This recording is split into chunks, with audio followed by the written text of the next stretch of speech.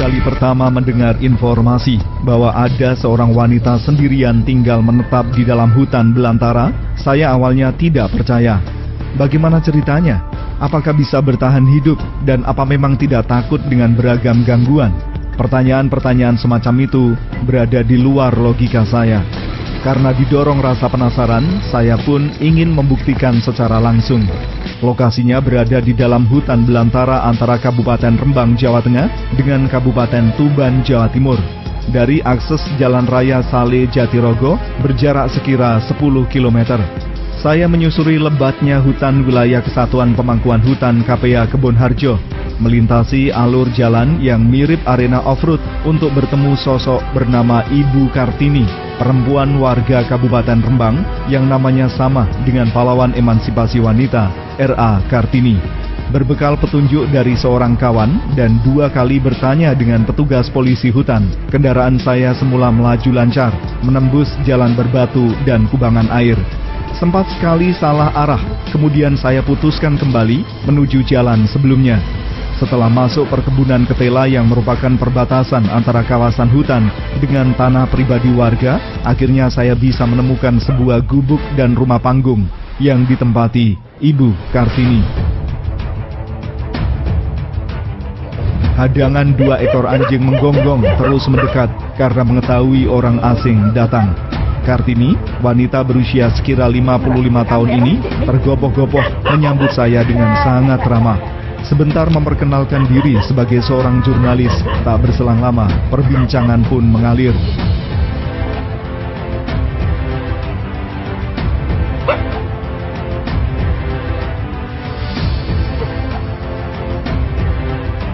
Pertanyaan pertama yang saya lontarkan, bagaimana awal mula memilih tinggal menetap di hutan seorang diri? Kartini mengisahkan sejak kecil sudah tersisih dari keluarga, sehingga dibesarkan oleh neneknya yang hidup miskin. Setelah berkeluarga dan memiliki 3 orang anak, suaminya meninggal dunia. Ia rela menjadi TKW di Malaysia untuk menyambung hidup dan menyiapkan masa depan bagi buah hatinya. Kala itu, ketiga anaknya diasuh oleh nenek mereka. Saat bekerja di Malaysia, Kartini mengalami kecelakaan lalu lintas hingga menderita luka parah pada bagian kepala. Alhamdulillah, masih selamat. Sepulang dari Malaysia ke kampung halaman, cobaan berat masih saja datang silih berganti, termasuk saat ditawari tanah tengah hutan oleh seseorang yang konon dikenal sangat angker. Dibilang bahwa daerah sekitarnya kelak akan menjadi proyek tanaman tebu pemerintah, sehingga diprediksi bakalan rame. Ia tertarik membeli seharga 16 juta rupiah dengan luas 1 hektar lebih, masih dalam bentuk rimbunan semak belukar. Setelah dibersihkan, Kartini mencoba bertani di lahan yang ternyata sangat subur. Mulai tanaman cabai, ketela, rambutan, jeruk, semua cocok. Kali pertama, Kartini mendirikan gubuk kecil, kemudian atas bantuan petugas perhutani KPA Kebonharjo bisa menambah dengan rumah panggung untuk tempat tidur.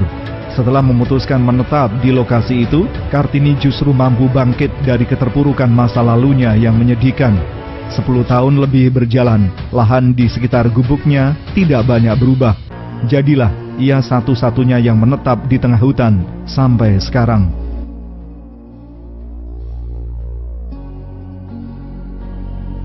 Pak ning grumbul. Masa ning kene gak ana sapa-sapa aku di dalam lahan. Enggak ada. Kok enggak sungai enggak ada apa-apa enggak ada terus. Nduk kene ya ketipu juga aku ini. Pendek kata ketipu. Nduk nanti kene iku karepe dige lahan tebu kok iku bupati ngedekno kantor ning kene lahan tebu. Iku ana kantor ana pekerja kan ana kantoran ning kene ngedekno intine perumahan nggo pekerja-pekerja. Sampeyan rame kene. Lah itu saya semangat terus oh iya di sini kan jauh saudara sana saudara aku bisa. Kondisinya waktu itu gimana Bu? Tengah. Wih, gerumbul banget. Ini nggak seperti ini. Kondisinya pohon jati. Gerumbul lah. Jati sudah habis dijarah orang pokoknya. Itu pohon duri ri panjang, serut, pokoknya duri-duri semua. Ri rambut, ri bandil. Oh, enggak kebayang hidup. Enggak, bener waktu itu saya makanya mungkinkah saya hidup di sini untuk babat ini aja. Nggak mungkin tenagaku, harus tenaga lelaki. Apa saya tak membayari saya gini terus. Pas itu menjelang akhir dari saya penggarap sawah itu kebetulan hasilnya bagus. Terus uang itu waktu itu saya punya sekitar kurang lebih 10 juta. Terus saya pakai biaya babat di sini. Pembersihan. Iya, pembersihan lahan itu 3 lelaki itu orang bongket itu tunggak. Ini tunggak banyak karena ini pemotongan orang babat tadi. Sangat lebat waktu. Orang stroke waktu penjarahan hutan, Gus Dur. Ini itu ceritanya Pak Mantri yang dulu, yang sudah pensiun sekarang. Dipakai sembunyi maling-maling tuh truk itu standby-nya di sini 4 truk tuh nggak kelihatan. Terus bangun rumah ini gimana Bu ceritanya? Nah dulu kecil, gubuk kecil, waktu ada orang babat, saya itu beli dolok-dolok dari orang tani di sana. Saya minta tolong orang pekerja, nek tolong ya depno cagak. Belum ada payung, belum apa, alang-alang saya pakai penutupnya semak. Ini bekasnya masih ada nih. Alang-alang. Dulu ilalang semua. Kecil ini, saya pakai tidur ini, dapur ini, naruh barang-barang ya berantakan. Orang kita tani ya butuh alat. Sedang tempat nggak ada ya, gedeknya itu ya belum ada waktu itu. Terpal itu saya ngarit itu kan biasa ngarit di sini tuh lewat gini ngomong sama ya saya denger ternyata sendiri. Lagi uangnya ngarah kuat suwe. Dhisik setiap digarap uang kan orang nanti setahun uang mati gitu. Terus di sini meninggal. Iya, waktu itu memang di situ ada intinya kerajaan hantu itu ada iblis. Memang kita mau percaya nggak percaya memang ada. Dikenal angker sini. Iya, benar di pojok sana, pojok lahan itu. Nah, dulu ada jurangnya. Saya kan udah saya gini denger kata-kata itu gini. Orang kerja juga ngomong gitu. Akan tetap. Gini bukan takut gini, bersyukurlah andai kalau ada iblis yang bisa ambil nyawa manusia daripada saya hidup tapi misalnya nggak bisa selamatkan anak saya lebih baik saya mati. Saya jadi semangat di sini karena ya itu kalau saya bisa mati tanpa bunuh diri kan bagus, kalau bunuh diri kan menambah dosa kan. Semula 3 anaknya juga ikut tinggal di tengah hutan. Seiring bergulirnya waktu, anak pertama laki-laki lulus SMK, bekerja di Jakarta, sedangkan anak kedua dan ketiga perempuan berhasil lulus sarjana, juga bekerja di luar daerah. Mereka adalah anak-anak yang sangat sayang dengan ibundanya. Sudah berulang kali mengajak Ibu Kartini untuk pindah, namun ditolak. Jangankan pindah, diajak jalan-jalan ke kota saja, Kartini merasa enggan. Kartini mengaku sudah kadung cinta dengan tempat tinggalnya sekarang yang memberikan kedamaian dan ketenangan batin. Hal itu menurutnya sulit tergantikan.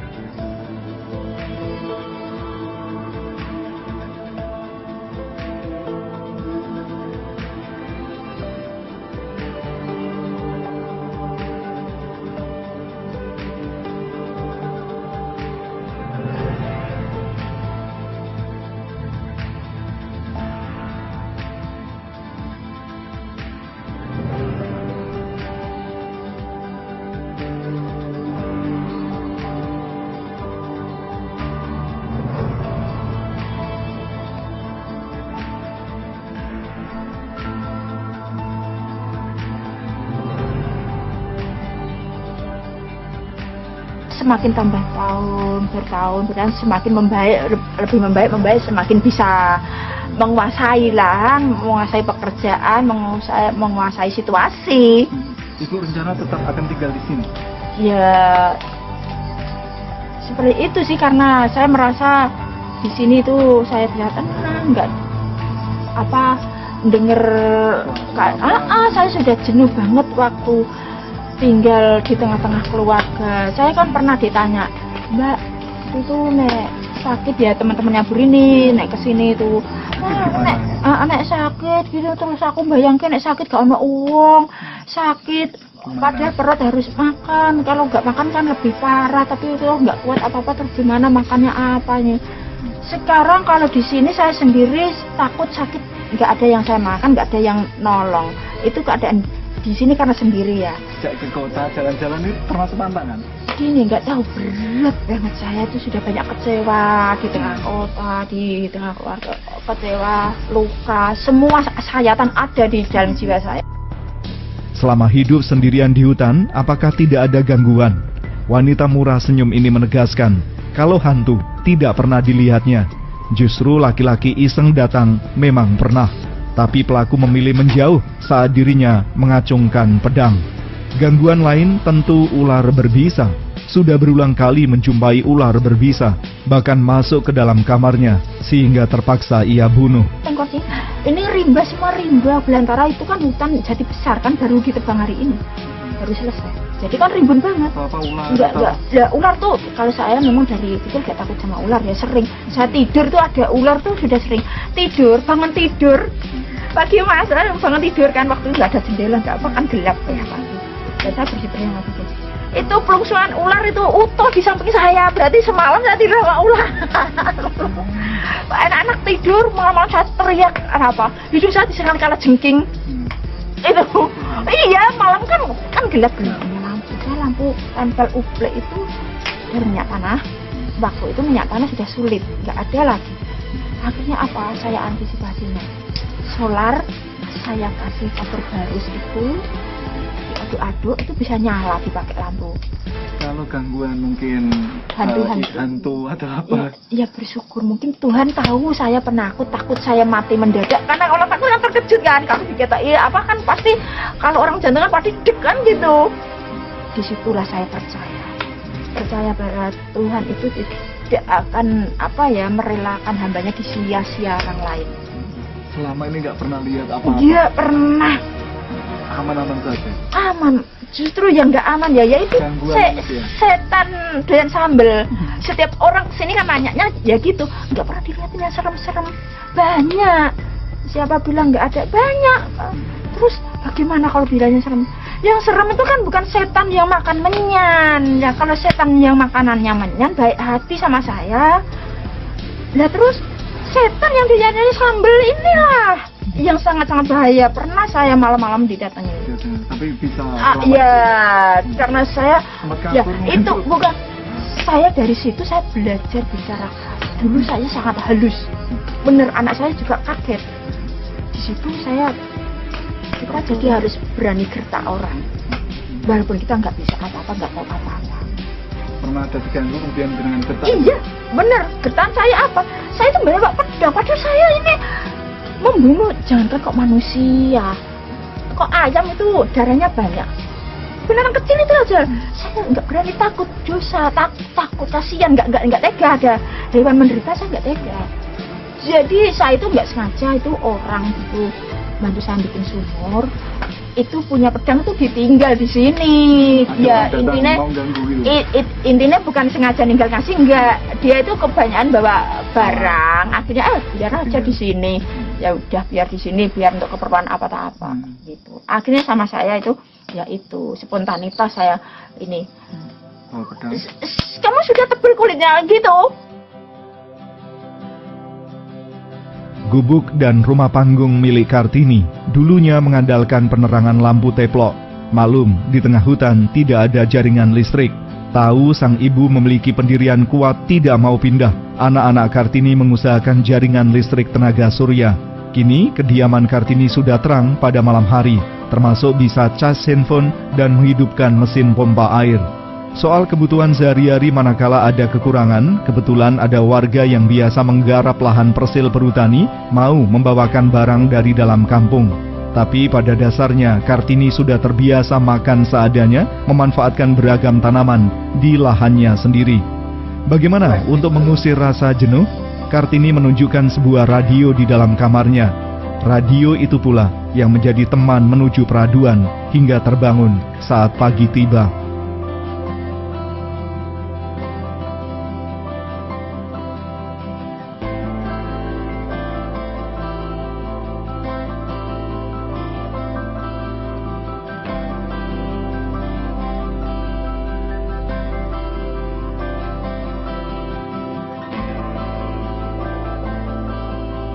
Kartini menambahkan saat lebaran menjadi momen yang paling menyenangkan karena anak dan cucunya semua berkumpul di gubuknya.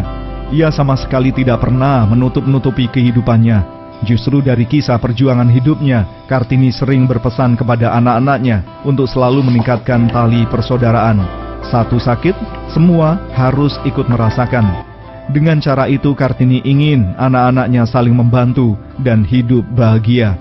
Kalau harapan saya itu ya tetap Padahal di awal saya amanatkan ke anak, mereka tetap terus membentuk lingkaran, terus saling membantu satu sama lain, jangan sampai terpecah walau sudah masa akhir di akhir hidup. Jangan sampai hidup itu ibu sendiri jadi saling membantu, saling, jangan sampai kalian terlepas, itu harapanku. Jadi aku nggak pengen minta kalian balas jasa orang tua harus dikasih barang-barang mahal, disenengke, dibangun kayak ngene ngono, tidak. Tapi aku lebih bahagia kalian rukun terus bergandeng tangan. Jam malam ini menunjukkan pukul 9:04.